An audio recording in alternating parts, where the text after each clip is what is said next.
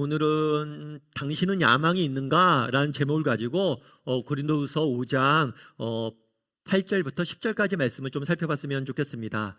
오늘 본문의 10절에 보면 이런 표현이 있어요. 주를 기쁘시게 하는 자가 되기를 힘쓰노라 라고 되어 있어요. 주를 기쁘시게 하는 자가 되기를 힘쓰노라.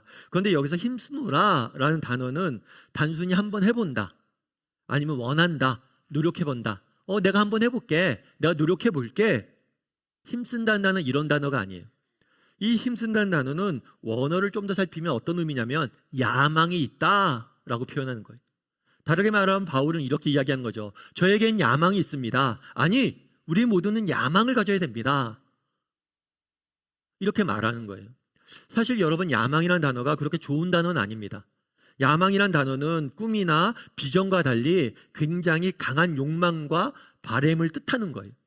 그래서 때로는 목표를 달성하기 위해 수단과 방법을 가리지 않고 어떤 희생을 치르서라도 이것들 반드시 이루겠다, 이런 단호함이 담겨져 있는 게 이 야망이란 단어예요.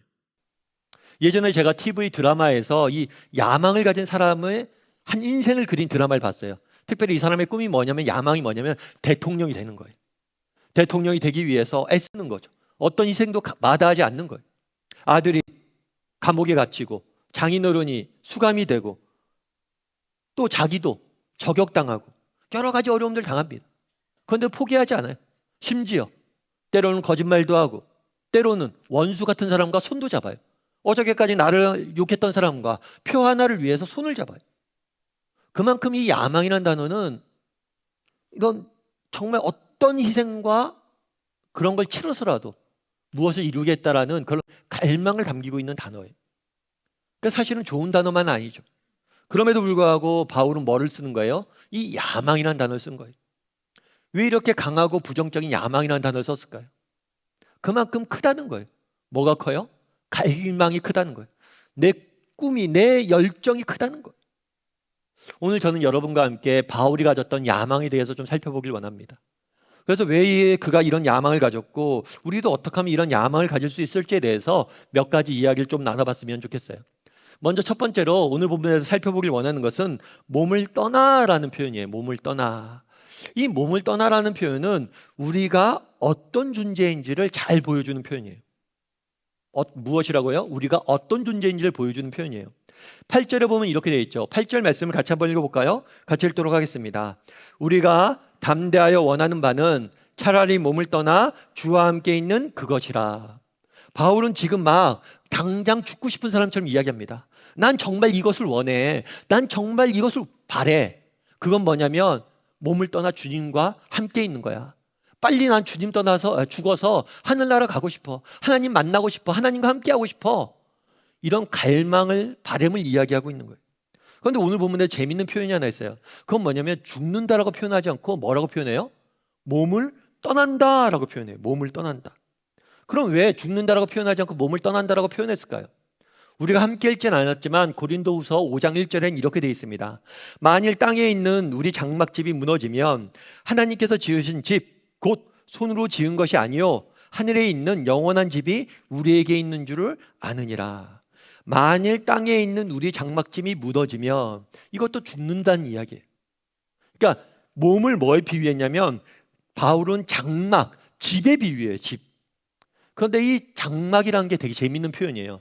장막은 어떤 거냐면 임시 텐트를 의미합니다. 텐트. 여러분 캠핑을 가잖아요. 캠핑을 가면 텐트를 치잖아요. 사실 캠핑을 왜 가는지 모르겠어요. 가서 그거 쳤다가 열심히 밥 해먹고 설거지하고 다시 걷어갖고 오더라고요. 왜 고생을 사서 할까? 이런 생각이 드는데 아무튼 캠핑할 때 치는 이 텐트가 바로 이 장막이에요. 특별히 그 당시 로마는 전 세계적인 정복 전쟁을 하고 있었어요. 끊임없이 정복을 했죠. 팍스 로마나 전 세계를 지배한 로마를 건설하겠다. 그러면 전쟁을 하다 보니까 로마의 남자들은 1년 중에 절반 이상을 전쟁터에서 보내야만 했어요. 그럼 전쟁터에서는 어디서 지내냐면 전쟁터는 집이 없잖아요. 그래서 전쟁터에서 군인들을 위해서 임시 천막을 칩니다. 이 천막에서 군인들을 생활을 했어요. 이 장막이란 단어가 뭐냐면 군용 천막이에요. 군인들이 쓰는 임시 천막을 이 장막이라고 부르는 거예요. 8절에 보면 우리가 몸을 떠나라고 되어 있잖아요. 이 몸을 떠나라는 표현들, 이 떠난다는 표현이 굉장히 재밌는 표현이에요. 뭐냐면 떠난다는 것은 A에서 B로 간다는 의미가 아니에요. 이 떠난다는 표현은 뭐냐면 원어상의 의미를 살리면 장막을 걷는다, 장막을 걷는다는 거예요. 앞서 이야기했던 것처럼 로마의 남자들은 전쟁터에서 전쟁을 많이 했습니다. 그럼 전쟁이 끝나면 꼭 먼저 하는 일이 있어요. 전쟁이 끝났습니다. 나팔을 붑니다. 전쟁이 끝났습니다. 승리했습니다. 하면 그 다음에 제일 먼저 하는 일이 뭐냐면 장막을 걷는 거예요. 이제 고향에 가야 되잖아요. 집에 돌아가야 되잖아요. 그래서 장막을 걷는 거예요. 텐트를 접는 거예요. 이것이 몸을 떠나라는 표현이에요. 그럼 이 몸을 떠나라는 표현에서 알 수 있는 건 뭘까요? 바울은 지금 이야기하는 거예요. 우리는 결국에 돌아갈 본향이 따로 있다는 거예요. 우리는 전쟁터에 나와 있는 군인에 지나지 않는다는 거예요. 우리는 언젠가 정말 전쟁이 끝나면 장막을 걷어 집에 돌아가는 것처럼 우리는 돌아갈 것이다. 이 몸을 떠나라는 표현을 통해서 우리가 알 수 있는 건 뭐냐면 바울이 갖고 있었던 인생관이에요. 바울은 이 땅의 삶이 전부가 아님을 믿었어요. 이 땅의 삶은 임시적이고 일시적이고 잠깐 머무는 거예요. 군인이 정말 전쟁터에 잠깐 머물잖아요. 전쟁을 왜 해요? 고향을 위해서 하잖아요. 전쟁을 왜 해요? 승리하고 고향에 돌아가길 위해서 하잖아요. 마찬가지로 내 시선의 초점은 어디에 맞춰져 있냐면 우리가 돌아가야 될 본향에 맞춰져 있는 거예요. 그곳을 바라보며 살았다는 거예요. 여러분, 그럼 우리는 어때요? 여러분들은 정말 우리가 이 땅의 삶이 전부가 아니고 우리가 돌아갈 본향이, 고향이 따로 있음을 기억하세요? 그걸 믿으세요? 그리고 그것을 바라보며 사십니까? 오늘 아까 장막이 군용 텐트라고 그랬잖아요. 이제 군대 이야기가 나온 김에 군대 이야기를 좀 했으면 좋겠습니다. 사실 어디 가서 군대 얘기하지 말라고 그러더라고요. 군대 얘기랑 축구 얘기는 하지 말라고. 특별히 군대에서 축구한 얘기 더 하지 말라고 이야기하던데 군대 얘기를 좀 하죠. 여러분, 군대 가기 전에 우리가 꼭 하는 일이 있어요. 어떤 일을 할까요? 저 같은 경우에 군대 가기 전에 어른들에게 인사를 다닙니다. 인사를 다니면 뭘 할까요? 어른들이. 제가 효심이 깊어서 인사 다니는 게 아니에요. 인사 다니면 뭘 하죠? 용돈을 주세요. 야, 군대 가서 잘 다녀와라 하고 용돈을 다 주시더라고요. 그럼 용돈을 다 받습니다. 군대 가서 필요한 것들 다 써라. 그럼 이 용돈을 받으면 어떡합니까, 여러분? 그걸 군대 가서 쓸까요? 군대 가서 쓰면 바보예요. 그 용돈 군대 가서 안 씁니다. 심지어 군대에서 주는 정말 월급도 모아다요. 모아서 뭘 해요? 휴가 나와서 쓰죠. 군인이 돈이라도 있어야 친구가 만나주죠. 돈도 없으면 누가 만나줍니까? 저 용돈 써도 군대에서 쓰는 사람 없어요. 월급 줘도 군대에 쓰는 사람 없어요. 다 뭐예요? 나와서 쓰는 거예요. 왜요? 군대는 임시 거처잖아요. 군대는 우리 집이 아니잖아요. 영원히 살 곳이 아니잖아요. 그런데 그곳에 왜 씁니까? 여행도 마찬가지예요. 여러분들 여행 다닐 때도 마찬가지예요. 저는 개척하기 전에 국제제자훈련에서 오랫동안 사역을 했어요. 국제제자훈련은 어떤 곳이냐면 목사님들, 전국에 있는 목사님들, 때로는 해외에 있는 목사님들에게 제자훈련에 대해서 이제 가르치는 단체예요. 그래서 저도 이제 가서 가르치고 그랬었는데 그러다 보니까 1년에 3분의 1 정도는 지방에 가 있거나 해외에 가 있는 날들이 많았어요. 그래서 가서 세미나하고 돌아오고, 특별히 해외 갈 때도 저희가 일정이 굉장히 빡빡합니다. 그래서 저희가 도착하면 그 다음날 바로 세미나가 시작돼요. 그리고 세미나 끝나고 하루 정도 있다가 돌아오고 그래요. 굉장히 짧게 있다고 돌아오는 거죠. 그러면 일이 하루 남았을 때 제가 뭘 할까요, 여러분? 제가 뭘 할까요? 그 하루 남았으면 여러분 뭘 할까요? 사실 제가 그때 한참 다닐 때는 LA 지역에 1년에 한 두세 번도 가고 그랬어요. 근데 지금까지 디즈니랜드를 못 가봤어요. LA 제일 유명하다는. 그러면 그 하루 남은 시간에 너 뭐 했냐? 디즈니랜드도 안 가고. 제가 뭘 할까요? 쇼핑을 합니다. 쇼핑을 해요.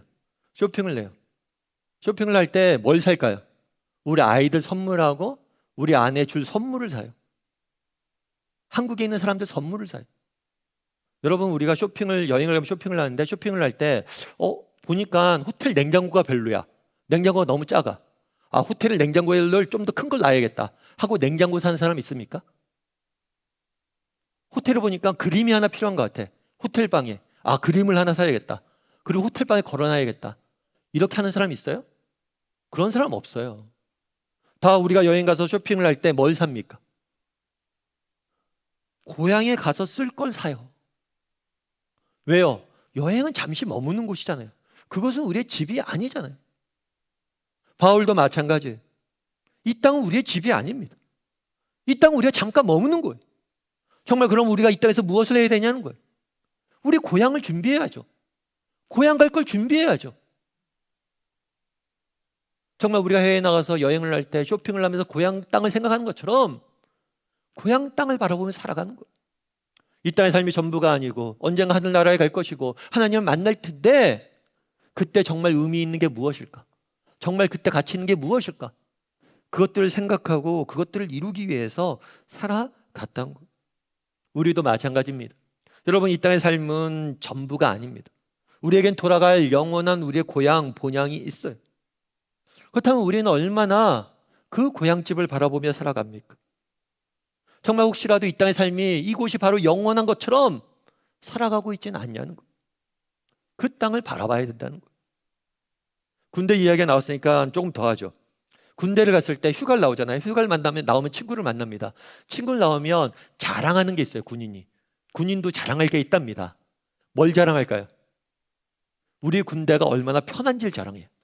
아, 내가 군생활 편하게 하고 있다, 이런 걸 자랑해요. 그런데 막상 제대하면 뭘 자랑할까요? 내가 군대를 얼마나 힘들게 군생활을 했는지. 그래서 군대 갔다 온 사람들 보면 나라 몇 번 구했어요. 무슨 참전 용사예요. 그러니까 마찬가지라는 거예요. 여행도 마찬가지예요. 여행도 우리가 여행을 갈 때는 뭐예요? 우리 여행이 얼마나 편하길 바랍니다. 안락하길 바래요. 하지만 여행이 끝난 다음에 제일 기억 남는 게 무엇입니까? 그것은 우리가 그 땅에서 얼마나 고생했느냐, 수고했느냐. 정말 우리 하나님 나라 가서도 마찬가지예요.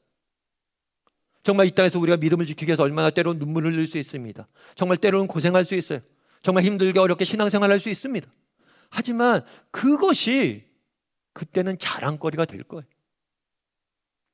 선교대회가 있어요. 선교대회. 이 선교대회는 뭐냐면 전 세계에 있는 선교사님들이 다 모이는 거예요.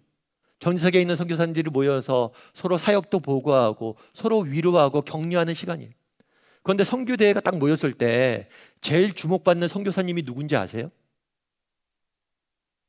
선교지에서 열매가 많은 선교사님들, 물론 그런 분들도 존경을 받죠. 그런데 선교대가 딱 하면요, 제일 주목받는 선교사님 누구냐면 정말 힘든 곳에서 선교하시는 분들, 복음을 전하면 감옥에 갇히는 정말 어려운 곳에 선교하시는 분들, 평생을 지나도 예수 믿으세요 말 한마디도 자유롭게 할 수 없고 그곳에서 한 사람 전도할까 말까 한 지역에서 사역하신 분들이 제일 존경받습니다. 주목받아요. 왜요? 제일 힘든 곳에 있었잖아요. 하늘나라 가도 마찬가지란 거예요. 정말 선교대의 모습이 하늘나라에서 우리가 만나야 될 모습이에요. 그날에 누가 우리를 주목하겠습니까? 어떤 사람을 우리가 주목하겠어요? 여러분, 우리 인생이 이 땅이 전부가 아닙니다. 이 땅의 삶이 전부라면 우리처럼 불쌍한 사람들 없어요. 그런데 이 땅의 삶이 전부가 아닙니다. 바라기는 우리 다음의 식구들이 정말 이 땅의 삶이 전부가 아님을 기억하고 우리가 돌아갈 고향을 바라봤으면 좋겠어요. 본향이 있음을 바라보고 그 본향을 준비하며 이 땅을 살아가는 저나 여러분이 되기를 주님의 이름으로 소원합니다. 두 번째로 살펴보길 원하는 것은 주와 함께라는 표현이에요. 주와 함께. 주와 함께. 이 주와 함께라는 단어는 우리가 받은 사랑이 얼마나 큰 것인지를 보여주는 단어예요. 그리스도의 사랑을 보여주는 단어예요. 8절 말씀을 다시 한번 우리가 읽어보도록 하죠. 우리 8절 말씀을 같이 한번 다시 읽어볼까요? 같이 읽도록 하겠습니다. 우리가 담대하여 원하는 바는 차라리 몸을 떠나 주와 함께 있는 그것이라. 우리가 담대하다라고 되어 있는데 이 담대하다는 단어는 약간은 뉘앙스가 좀 잘못 번역된 것 같아요. 뉘앙스가 조금, 어떤 뉘앙스가 좀 더 있냐면 이 담대하다는 단어는 확신하다라는 뜻이 좀 강해요. 그러니까 바울이 이렇게 얘기한 거예요. 우리가 담대하여 원하는 바는이 아니라 우리는 확신합니다. 저는 확신합니다. 그리고 그 확신하는 것을 원합니다. 확신하여 원하는 바는, 이게 좀 더 정확한 것 같아요. 그러면 바울이 갖고 있는 확신은 뭘까요? 그것은 내가 죽는다면, 내가 몸을 떠난다면 뭐 할 것이다? 주님과 함께 하실 것이다. 내가 죽으면 하나님이 나를 부르실 것이고 그분이 나를 데려가실 것이고 그분과 함께 나는 영원히 살 것이다 라는 확신이 있는 거예요. 여러분들은 이런 확신이 있으세요? 언젠가 우리는 죽을 거죠. 죽은 다음에 우리는 하나님을 만나고 하나님과 영원히 살 것이라는 확신이 있으세요? 믿음이 있으세요? 이런 건 아멘 하셔야 돼요. 이런 확신이 분명히 있어야 돼요. 그런데 우리가 생각해야 돼요. 뭘 생각해야 되냐면 이것이 쉬운 문제가 아니에요. 여러분, 우리는 쉽게 죽으면 하늘나라 가지, 그리고 하나님과 함께 있지, 이렇게 생각하는데 이건 쉽지가 않아요. 얼마 전에 그런 사건이 하나 있었죠. 어떤 사건이 있었냐면 탄광에서 사람들이, 봉화지방에 있는 탄광에서 사람들이 탄광에 갇힌 사건이 있었어요. 사고가 나서 탄광이 무너져서. 그래서 보통 이런 사고가 나면 골든타임이 72시간이래요. 72시간 내에 사람을 구하지 못하면 이 사람들은 죽을 확률이 크고 또 구해도 살아있을 확률이 적다는 거죠. 그런데 이 골든타임이 훨씬 지난 221시간 만에, 골든타임의 몇 배죠. 3배나 되는 시간이 지난 다음에 사람의 2명의 광부가 구원이 됐어요. 구출이 됐어요. 그 사람에게 물었죠. 어떻게 그렇게 긴 시간을 버텼습니까? 그랬더니 그 사람이 이 커피 믹스를 먹고 버텼다고 그러더라고요. 먹을 것이 없다 보니까. 그래서 그때부터 커피 믹스가 되게 인기를 끌었죠. 기호식품이 아니라 생존식품이라고. 전쟁 나면 커피 믹스 챙겨야 된다고, 이런 얘기가 있었는데, 이 사람이 딱 이제 구조가 됐어요. 구조가 된 다음에 제일 먼저 한 일이 있어요. 그건 뭘까요? 그거는 그 눈에 안대를 씌우는 거예요. 그래서 이 사람들이 병원에 후송됐는데 시력 보호용 안대를 쓰고 한 일주일 동안 있어야 된다고 그러더라고요. 왜 안대를 씌워요? 어두운 곳에 오래 있었잖아요. 그러다 빛을 보면 어떻게 돼요? 눈이 멀어요. 마찬가지예요. 여러분, 죄인인 인간이 정말 선하신, 완전하신 하나님 앞에 나가는 것, 그분과 함께 있다는 것, 그럴 수는 없어요. 죄인이 하나님의 앞에 나가는 순간 우리는 소멸될 수밖에 없는 것. 결국에 우리가 예수 그리스도와 함께 있기 위해서는 우리 안에 있는 이 죄의 문제를, 악의 문제를 해결해야 된다는 거예요. 그럼 이것들을 어떻게 해결할까요? 요한복음 1장 14절에는 이렇게 이야기합니다. 우리 같이 말씀을 한번 읽어볼까요? 같이 읽도록 하겠습니다. 말씀이 육신이 되어 우리 가운데 거하심에 우리가 그의 영광을 보니 아버지 독생자의 영광이요 은혜와 진리가 충만하더라. 여기서 말씀은 예수님이에요. 예수님이 육신이 되어, 그러니까 예수님이 뭘 하냐면 인간의 몸을 입었다는 거예요. 그런데 여기서 우리 가운데 거하심에라고 되어 있는데, 이 거하심에라는 표현은 단순히 살다 라는 의미가 아니에요. 이 거하심에라는 어원의 어근을 좀 더 따져보면 장막에 머물다라는 의미예요. 장막에 머물다. 앞서 바울이 우리의 몸을 장막에 비유했다고 그러잖아요. 요한복음도 똑같이 얘기하는 거예요. 예수님께서 인간의 몸을 입고 우리가 머물러야 될 이 장막에 머무셨습니다. 다르게 말하면 우리의 죄의 문제를 해결하기 위해서 예수님이 하신 일이 뭐예요? 우리와 똑같은 인간이 되셔서 우리를 대신해서 십자가를 지심으로, 우리를 대신해서 십자가에서 죄값을 치름으로, 우리를 대신해 십자가 위에서 죽으심으로 우리의 죄값을 치르신 것. 그리고 우리의 죄값을 치르고 우리를 의인의 자리로 인도한 것. 주와 함께 있을 것이다. 이 주와 함께 있는 게 쉬운 게 아닙니다. 이 주와 함께 있기 위해서 하나님은 어떤 비용을 지불하셨습니까? 그 아들을 우리를 대신해 십자가에 내어주셨어요. 그리고 그 아들이 우리를 대신해 십자가에 죽으셨어요. 여러분, 존 뉴턴이란 분을 아마 아실 거예요. 제가 설교 때도 자주 인용을 해서 아실 텐데, 존 뉴턴이란 분은 어메이징 그레이스, 나 같은 죄인 살리신이라는 찬송가를 지은 분이시죠. 이분은 원래 노예 상인이었어요. 노예를 사고 파는 사람이었어요. 그런데 어느 날 예수님을 만났습니다. 그리고 회심을 했어요. 그리고 목사가 됐어요. 그리고 열심히 평생을 정말 노예 해방과 목회 사역을 위해서 헌신했던 분이에요. 그런데 이분이 목사가 된 다음에도 악몽을 종종 꿨대요. 어떤 악몽을 꿨을까요? 밤에 잠을 자다가 악몽을 꿈을 꿉니다. 그럼 꿈속에 누가 나타나냐면 자기가 죽였던 노예들이 나타나는 거예요. 자기가 팔았던, 정말 어린아이의 그 노예부터 시작해서 정말 자기가 팔았던 그 수많은 노예들이 나타나는 거예요. 얼마나 그 꿈이 무섭겠어요. 정말 목사가 돼서 정말 하나님 나라를 위해서 일함에도 불구하고 자신이 지었던 그 죄로 인해서 죄책감에서 벗어나지 못하는 거죠. 꿈에 늘 보는 거예요. 그러다 보니까 이 사람이 어떻게 했냐면 나중에는 하도 괴롭고 그러니까 자기가 잠을 자다가 이렇게 딱 악몽에서 깨잖아요. 깨면 딱 볼 수 있도록 침대맡에 말씀을 하나 적어놨어요. 그 말씀이 뭐냐면 이사야 43장 1절이에요. 우리 같이 한번 읽어볼까요? 같이 읽도록 하겠습니다. 야곱아, 너를 창조하신 여호와께서 지금 말씀하시느니라. 이스라엘아, 너를 지으신 이가 말씀하시느니라. 너는 두려워 말라. 내가 너를 구속하였고 내가 너를 지명하여 불렀나니 너는 내 것이라. 내가 너를 구속하였고, 이 구속하다는 게 뭐냐면 돈 주고 사왔다는 거예요. 그래, 뉴턴 네가 알지. 네가 노예였지. 노예를 팔아봤지. 팔려간 노예가 다시 자유인이 되기 위해서는 어떻게 해야 돼? 돈 주고 사와야 돼요, 그 사람. 마찬가지라는 거예요. 예수 그리스도께서 우리를 돈 주고 사오셨다는 거예요. 그 피로 몸값을 지불하고 우리를 구속하셨다는 거예요. 그래서 너는 뭐라고요? 내가 너를 지명하여 불렀나니 너는 내 것이다. 내가 이런 죄인이지만 그래, 하나님은, 나는 하나님 거야. 말년에 존 뉴턴이 눈이 멀었어요. 점점 시력이 떨어진 거죠. 과거에는 안과 질환이 발달되어 있지 않아서 안과 질환으로 죽는 사람들이 많았어요. 눈이 점점 흐려집니다. 앞이 안 보입니다. 친구들이 이야기해요. 뉴턴, 이제 그만해. 너 건강부터 챙겨. 이제 그만해. 좀 쉬어. 그래서 뉴턴이 한 얘기가 있어요. 내가 어떻게 쉴 수 있냐고.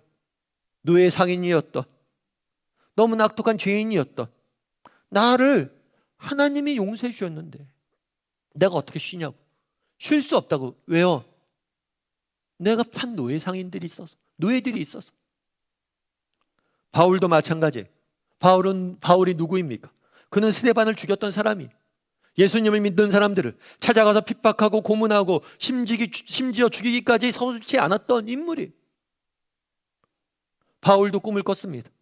바울이 꿈을 꿨을 때 누가 나타났을까요? 자신이 죽였던 스데반과 자신이 감옥에 가뒀던 수많은 그리스도인들이 꿈에 나타났을 거예요. 바울이 고린도후서 5장 14절 15절에 이렇게 이야기합니다. 그리스도의 사랑이 우리를 강권하시는도다. 그리스도의 사랑이 우리를 강권하시는도다. 정말 나 같은 죄인을, 정말 나를 대신해시, 나처럼 보잘것없고 나처럼 가치 없고 나처럼 쓸모없는 사람을 위해서 죽으신, 우리를 대신해서 십자가에 죽으신 그 사랑, 그 사랑을 깨달으니까 멈출 수가 없는 것. 그 사랑을 깨달으니까 내가 가만히 있을 수가 없는 것. 그 사랑이 그래서 뭐예요? 나를 강권하시는도다.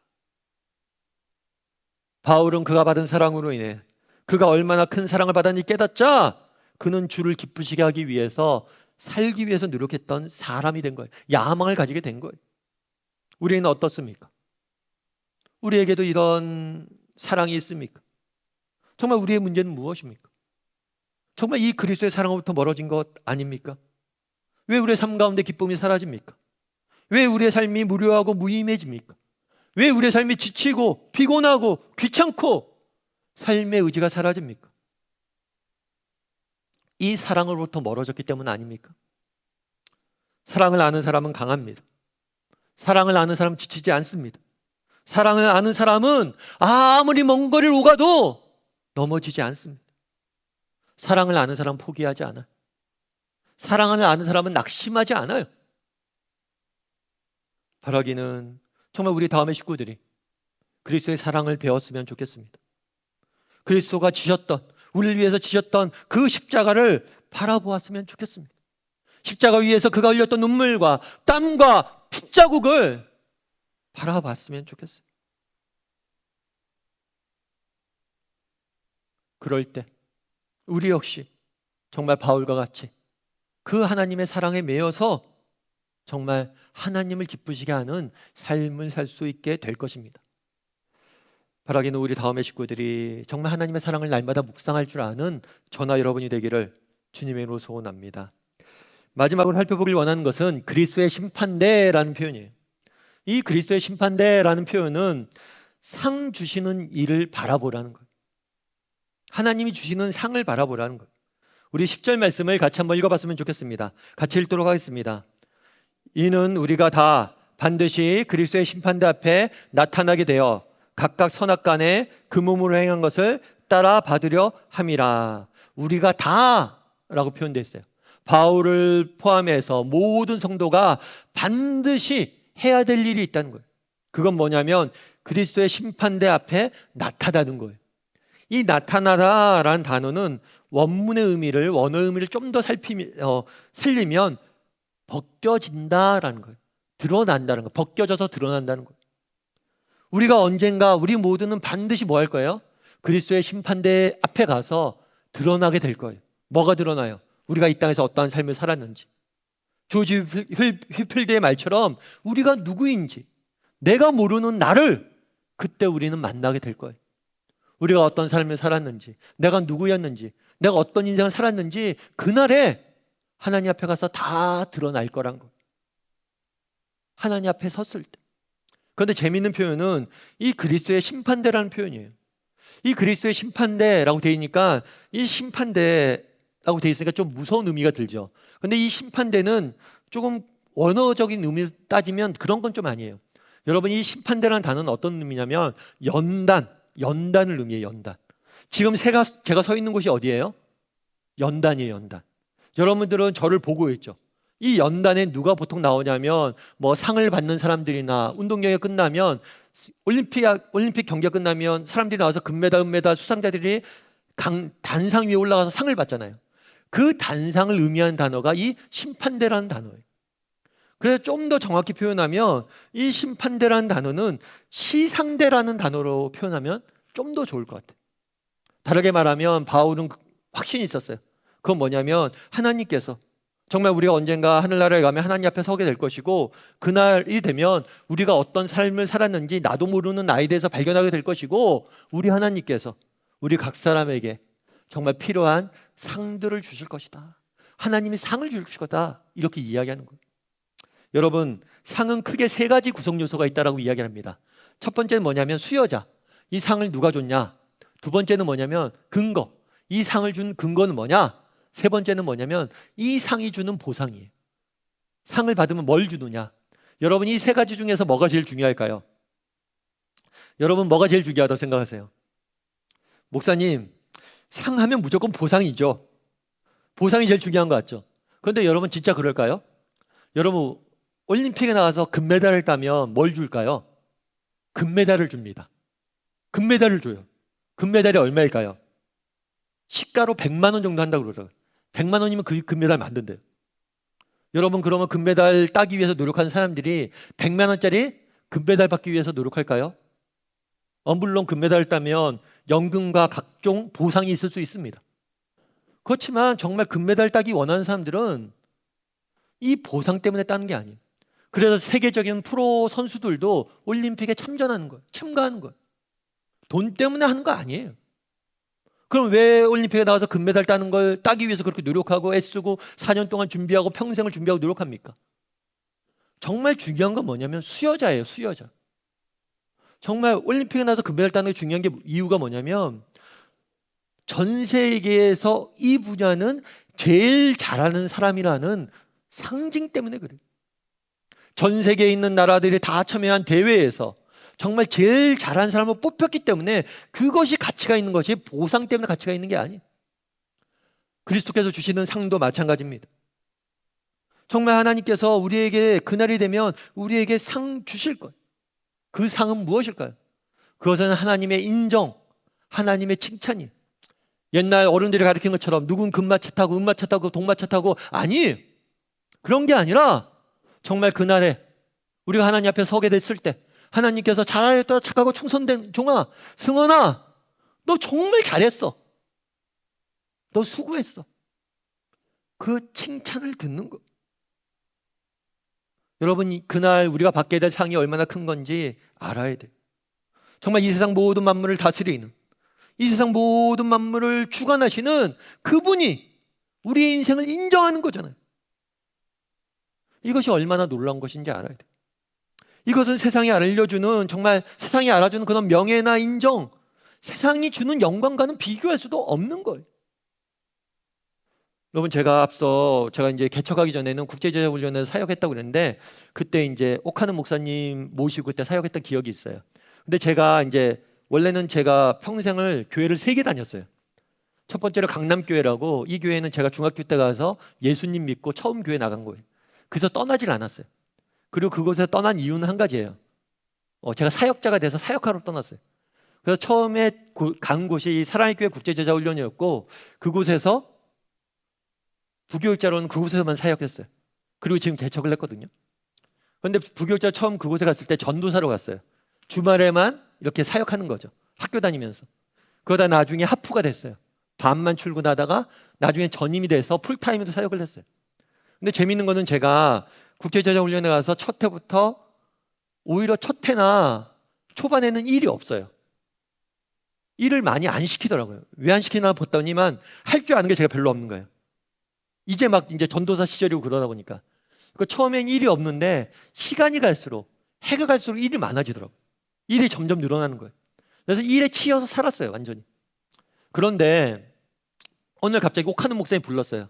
야, 양 목사, 내가 너한테 개인적으로 좀 부탁할 게 있다. 그래서 목사님이 책을 하나 만드셨는데 그 책을 좀 도와주는 작업을 저에게 개인적으로 부탁했어요. 여러분, 제 심정이 어땠을까요? 아, 목사님 진짜 힘들어 죽겠는데 요즘 일이 얼마나 많은데 이걸 또 시켜요? 이렇게 얘기했을까요? 그렇게 얘기하면 제가 바보죠. 여러분들이면 어떻겠어요? 일이 정말 많아요. 근데 또 누가 일을 시켜요? 근데 저는 그 일을 시킬 때 너무 기쁘더라고요. 왜 기뻐요? 아, 목사님이 나를 인정해 주는 거잖아요. 아, 얘는 이 일을 맡길만 하다. 내가 맡길 수 있는 사람은, 맡길 만한 애는 얘밖에 없다. 다른 사람도 있겠지만 저 혼자 그렇게 생각할 수 있는 거죠. 정말 그때 그래서 일이 많아진 게 슬프지 않았어요. 힘들지 않았어요. 오히려 더 기뻤어요. 여러분, 내가 존경하는 사람, 내가 사랑하는 사람이 나를 인정해 주는 것만 해도 얼마나 큰 기쁨이에요. 얼마나 큰 위로예요. 힘이에요. 그래서 우리 서로를 많이 격려해 주고 칭찬해 줘야 돼요. 그런데 정말 그날에 하나님께 칭찬받는다고 생각해 보십시오. 여러분, 정말 그날에 하나님 앞에 칭찬받는다고 생각해 보세요. 분명 그날에 받게 될 칭찬은 우리가 이 땅에서 흘려야 될 수고와 땀과, 정말 수고의 땀과 아픔의 눈물을 다 씻고도 남음이 있을 겁니다. 그날에 주님이 주시는 칭찬 한마디는 우리가 정말 이 땅에서 맛보지 못했던, 결코 누리지 못했던 기쁨을 우리에게 안겨줄 거예요. 여러분, 인생이 힘듭니까? 고달픕니까? 정말 눈물 나도록 지겹고 힘들고 삶이 괴롭습니까? 그런데 그날에 주님이 주실 칭찬 한마디면 다 사라지게 될 거예요. 여러분, 과소평가하지 마십시오. 여러분, 그날에 받게 될 상을 과소평가하지 마십시오. 그날에 정말 우리가 그 상을 받게 될 그날이 되면 알게 될 거예요. 내가 좀 더 노력했어야 되는데, 내가 좀 더 뛰었어야 되는데, 내가 좀 더 눈물을 흘렸어야 되는데. 여러분, 과소평가하지 마세요. 정말 과소평가하지 마세요.